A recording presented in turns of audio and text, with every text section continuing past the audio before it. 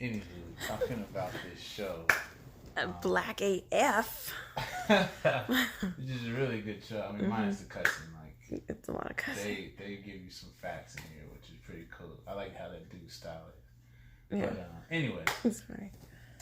They brought up a topic in the last episode of how come black people don't criticize other black movies when they're not good. Mm-hmm. And like, even white people don't criticize them as hard as they should when they're not good because they're afraid that somebody will call them a racist because of their opinion. Yeah. And so, I mean, even with black people, we know it's bad. Horrible. We know it's ridiculously horrible. And yet we still, oh yeah, no, that was cool. That was a pretty good movie. Like, no, it was not. Stop lying. So, which moves us to, because he was in the last episode, Tyler Perry. TP.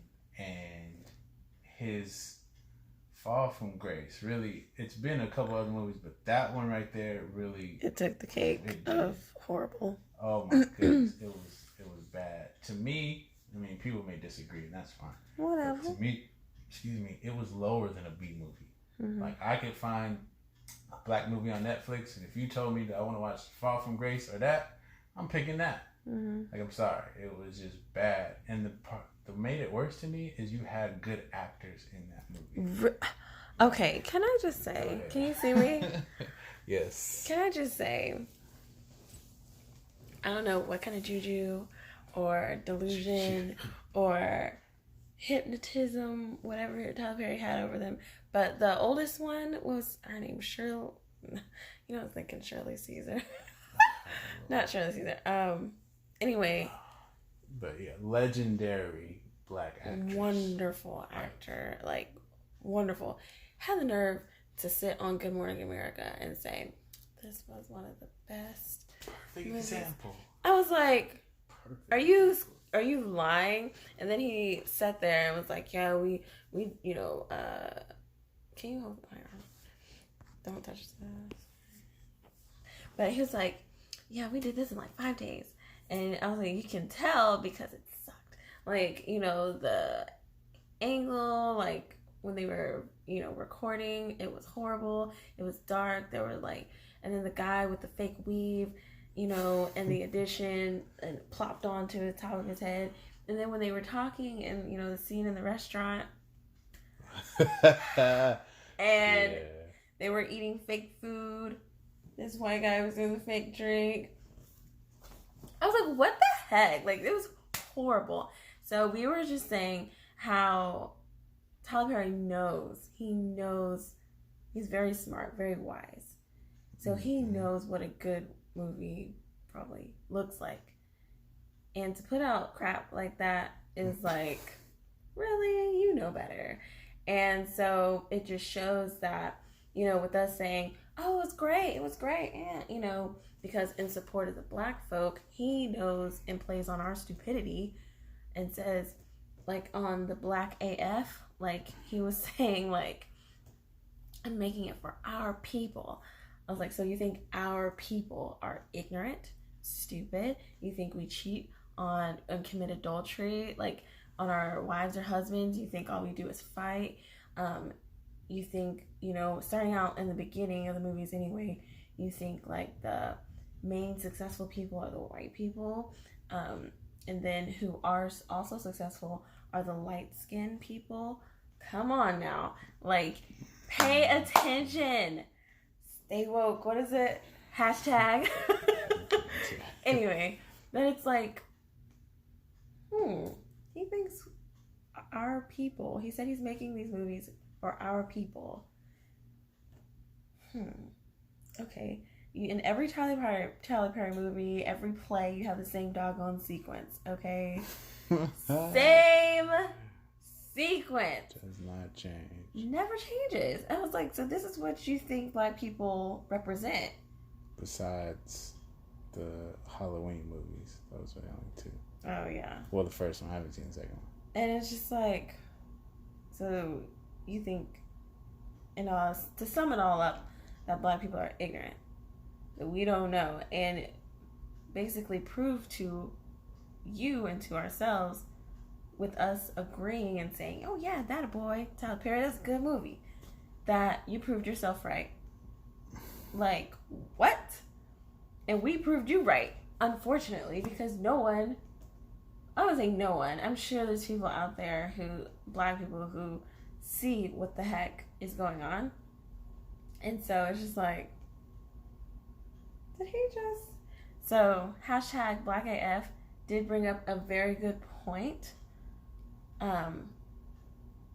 Saying it without saying it, but then saying it.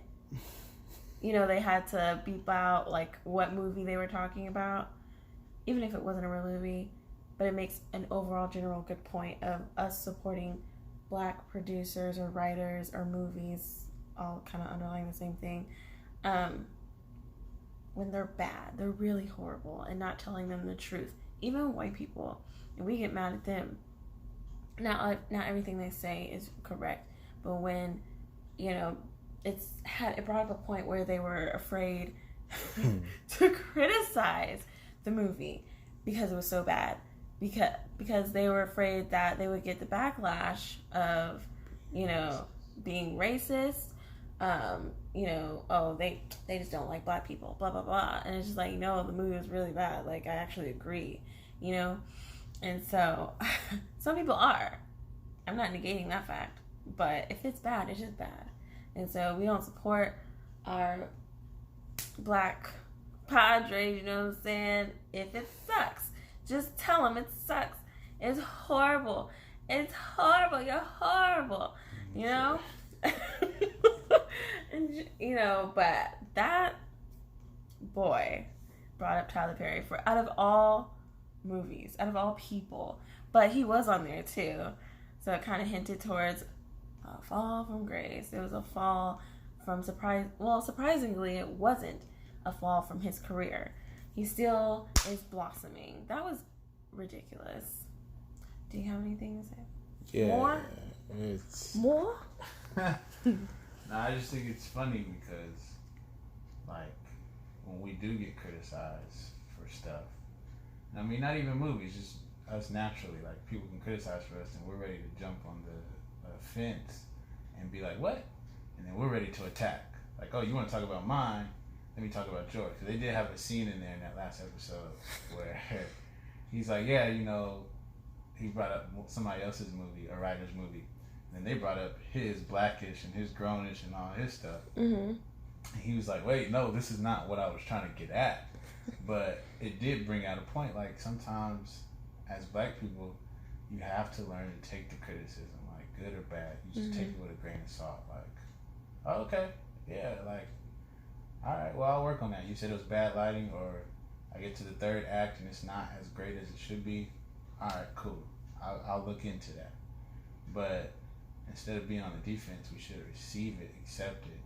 Because, I mean, we do this with the white writers and their movies. Like, if they suck, we like, yo, that movie sucked. Like, the movie was trash. Do not hold back. At all. And, like, what's funny is we talk about them, and then these people just keep producing movies. And sometimes they get better. Like, with black people, we get bitter. Like, we get mad. Like, like, no, you supposed to support black people. I can't believe y'all talking about Tyler Perry. Y'all support him. How many black producers y'all see out there? Black writers y'all see out there? I mean, to me, honestly, it does not matter. Like, seriously. And I'm not going to go to the spiritual side of it, even though I could. But when it comes down to your gift and your talent, like, if there's stuff you need to work on, there's stuff you need to work on. It doesn't matter what color you are. Like, if it's something you just need to work out, work it out. Like, and don't be afraid to have a different opinion than somebody who's of the same race as you. Because, I mean, it doesn't make you any worse or any bad. Like, now we got these white people, on the edge when a black movie comes out, because we better give it some sort of a high rating, because if we don't, we're going to get the backlash of that. Right. It shouldn't be that way. You know what it reminds me of?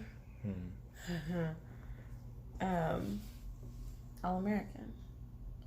So, if you don't watch All American, what is his name? What is the lead character's name? Spencer James. This fool, he gets, like, upset at the drop of a dime. Too emotional. I'm like... And too emotional, to be from the hood, from Crenshaw. Like... Yeah. I was like, who's the writer of this? Seriously. Are you in real, like... Are you really thinking, like, this is how it really is? Like, or people from Crenshaw or wherever, how they really are. Like, every time we saw, was it a TikTok or a video? Yeah, it was TikTok. It was a TikTok. This dude was acting as Spencer, and he was just extra emotional and everything. He was like, man, something about blood. He said, you keep getting angry, man, you're going to have high blood pressure before you turn 25. Right. He was like, blood? Pressure? He was like, you saying something, I ain't no blood. He's like, what about the pressure that Tyrone put on old dude? Oh, yeah. to try to make him a blood. And now Tyrone did. Yeah, I was like, oh my goodness. Like, just very emotional, very... touchy-feely, sensitive, you know, kind of stating the same thing. But just like, you bring up a good point of us black folk, majority, I wouldn't say all of us, are just kind of extra sensitive. But I think it stems back from like how, of course, we were raised just like to have this, portray this image, which is also, you know, mentioned in one of the episodes on Black AF, of how, you know, that's how we're raised. You know, it's history of, what does it say? It's at Sunday's best to look, you know, to look a certain way, to carry yourself a certain way, so you will be accepted by the white folk or by whoever, even by your, I'm saying a lot, even by the people you're surrounded by. You want to be accepted, and you know, I think it's with every culture, but more so with black people because of slavery. Like, you know, we, you know, took a step further when we got our clothes. I got our Sunday's best on, you know, you ain't treat me like no slave, stuff like that. And so I was just like, I think it stems from way back, you know, and we subconsciously hold this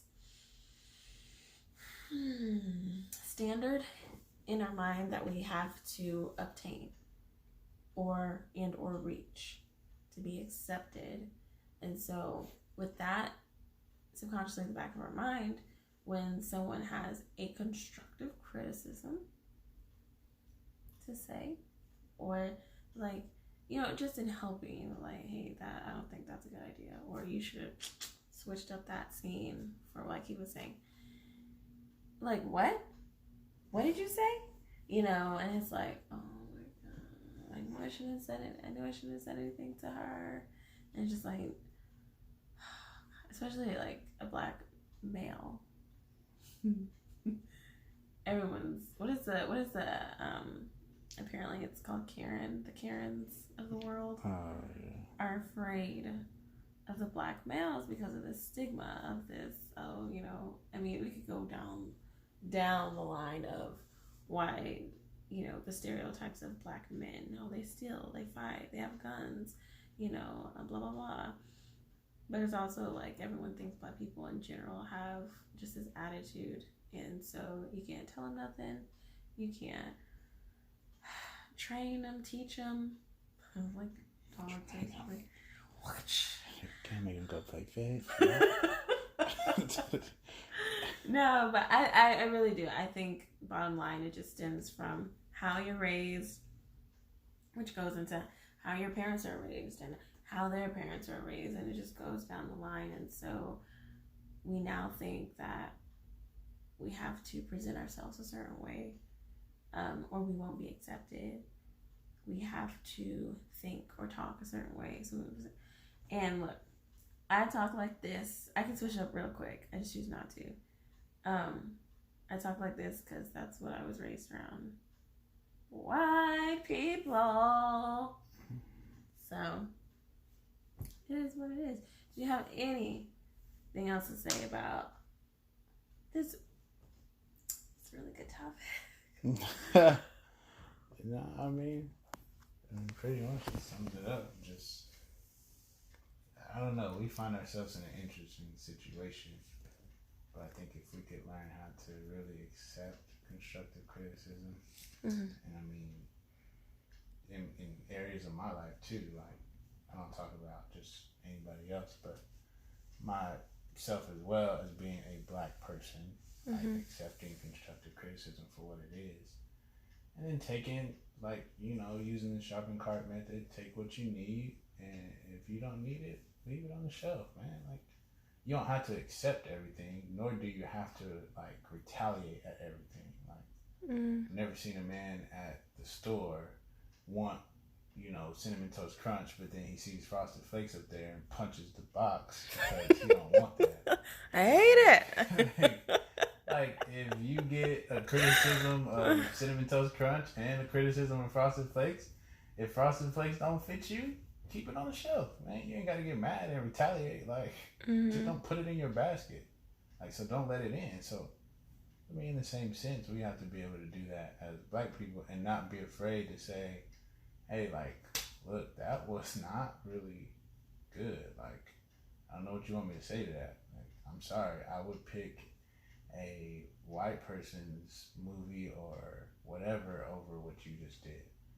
Like, of course, you wouldn't say it like that to the point you're trying to degrade them, but if they felt a certain type of way, like, look, dude, I'm saying this because I want you to get better. Right. That's the reception should be like, okay, this is what I need to improve on. And I think that's why Tyler Perry's movies have constantly stayed the same, because nobody is telling him. I mean, he may have a few people saying, tweak this, tweak that, but the storyline's not changing. Like, you got these TV shows on Oprah Winfrey's channel. Like, I haven't watched it, but the have and the have-nots. Like, all of that is like adultery here, adultery there. And beating here. You're mixing it into a story. Even the TV shows he used to have, House of Pain, there's adultery. That one with the people that came off of Why Did I Get Married? They had their own show or whatever. He cheated first, and then she cheated later on in the seasons. It's like, who else? Can we stay faithful? Drum roll, please. Who else is gonna be on the cheating list? Saying, like, dude, like, is that how you see us? Like, we can't stay faithful? Are you thinking that you're talking to our struggle? Like, no, man. Like, nah, nigga, you making us look bad. You can speak to our struggle, but then at the same time, like, learn how to what are you doing? My water. You haven't put it in the freezer. Oh, I'm sorry. You can speak to our struggle, but at the same time, speak to where we can go. What we can do, like the ability we have. Like, freaking Black Panther. Seriously. That was Can't legit. wait for the second one to drop. I mean, man. But like Black Panther, like, you saw both sides. That's why I really liked it, is because it spoke to the struggle of Michael B. Jordan and how he was raised and how he came up. But it also gave you the creativity that we have and what we can actually do. Granted, I know, like, it's not real, but just, I mean, a simple fact of what they were making and how they used it or whatever. What did they have? The metal? Was it the metal? For the shield? Something like that. Yeah. Something the white folk didn't have. But I mean, it just spoke to the creativity that we have that does not get seen because of where we come from, hence Michael B. Jordan's background. It was just so beautifully put in a Marvel movie. Like, you don't see that. And so I was just like, man, that's amazing. And so just stuff like that, like, you can look at and be like, yeah, we do have these struggles, but we also have these gifts. So let's focus on trying to get these gifts out of us while we're in the midst of our struggle. But you know what? I think that's just... Sorry. I think that's what sells. And what, the black, like, writers and producers know what sells. And so they just kind of go with what makes the moolah, honey, what makes the coin. And so whatever you can make a profit out of, the most profit, then why not continue to implement it. And it goes into that old saying, if it ain't broke, don't fix it. Unfortunately, what's not broke is the stereotypes and statistics of how Black people are portrayed. What in the world? And so we're portrayed as, as ignorant, adulterers, murderers, criminals. And it's going back into that slave mentality. Like, we still have a slave mentality. You're stuck in this aura and this continuous winding down dark circle of stereotypes and statistics that you don't even know you're walking right into, because media, Hollywood, everyone around you from way back has told you that's what you are. And so now we ourselves unknowingly even start to write and produce things that people say that's what you are. And it's just like, oh, like Black Panther actually, like you said, got it. It was like, that's not what we are. And we're not saying all Black movies. We're just saying the ones that just make a mockery of Black people instead of showing the successful side of Black people. Like, we're intelligent, we're smart, we have our own businesses, our own buildings, and Tyler Perry, out of all people, like, he should know better. Like, he should know, you just, he built his own, like, studios, on a plantation, like an old plantation. Like, wouldn't you, okay, now I'm starting to make, better films. I'm starting to portray Black people in a successful stance, in a better positions than what I've been doing, instead of doing the same old thing and portraying Black people in this stupid, I'm sorry, that's the first word that came out, in this stereotypical, statistical, ignorant, unintelligent way. And it's like, you out of all people should know, like, you show every now and then, but like how Black people are successful or whatever, but like I'm saying, they're like either light skin, they're not darker, pretty, like the dark complexion is a pretty brown. You don't show them in the very successful positions, like, why not?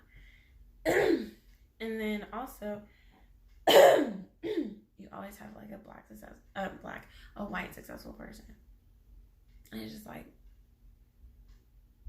Tyler Perry, like, do you have a slave mentality? Because you still,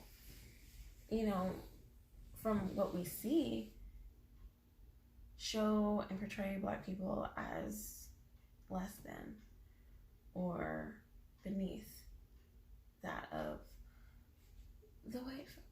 And so it's like, man, we still have not escaped this slave mentality. We're not in slavery physically, but mentally, wow.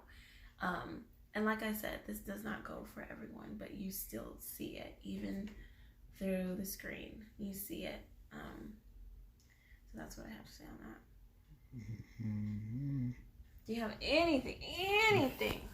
I'm saying this last thing and we're done. All right. But what you said when you're like, that's what sells. Mm-hmm. Like, it's interesting. I mean, I understand it from the white writer standpoint. Like, I would get it. More so, you don't really get it from the Black writer standpoint. Like, if you know this is our struggle, mm-hmm. like, of course, movies aren't real, so we have to deal with real life situations. But there is hope when we see movies. So yeah, speak to the struggle.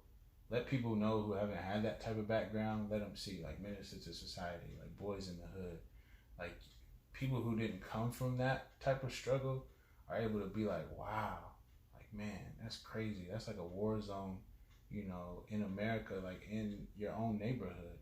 Like, you're not even knowing if you're going to live the next day. You're not even knowing if you're going to see 21. Like, that stuff is real. And people don't make it out. So I'm not bashing those movies that end the way they end. Mm-hmm. But at the same time, like, make those movies, but then also make movies that say, like, there is hope. there is a way you can get out and you can be more. Like, because you're sitting in your nice office writing these movies about people who are still in the struggle. But you kind of sit where you are, make more money because you're selling to what the struggle is. And it's like, dang, like if that struggle got completely erased and everybody started doing real well, how much money would that person really make? How much money would you, black writer, really make if that struggle was gone? So like, speak to the struggle, I get it, but then always leave that door open for there's hope, there's a way out. Success. Yeah, like there's stuff you can do to avoid this. Like this doesn't have to be the end all be all. You can like overcome the fear of not being able to see 21 because there's opportunities for you. There's different things you can do, which is fine, which is cool. But the only thing that gets me is like, you know, you sit from your nice studio and you are able to write about people who are in the struggle and then just leave them there. Because they go to your movies in the hood. Like, so they're paying and giving you more money while they continue to struggle with where they're at. Like, I mean, I'm not saying, I'm pretty sure black writers and black producers, whatever, help those people who are in the struggle. Or at least I hope they do. So, but just keep in mind, like, what else can I do to help these people realize like, you don't have to live like this. You don't have to be like this. Like, and my issue with Tyler Perry is you keep speaking to people where they are and not speaking to them, of more so speaking to them of where they can be and what they can do if they apply themselves here, if they apply themselves there. Like, stop always speaking to you're cheating, your father's not there. Like, we already know this stuff, dude. Like, you're not telling us nothing new. Help. Like, help us. Help me. Help me. So, like, I mean, I'm going to just leave it there. But that's just what it is. Cool beans. Back to the show. Yeah, so, like you said, we're going to get back to Black AF. Hashtag. We just wanted to drop a little nugget, 20-something minutes worth. And, yeah, that's our opinion. It's an opinion. And so it stands as such. Everyone has an opinion. And so, there you go. There you have it. Anyway, peace out.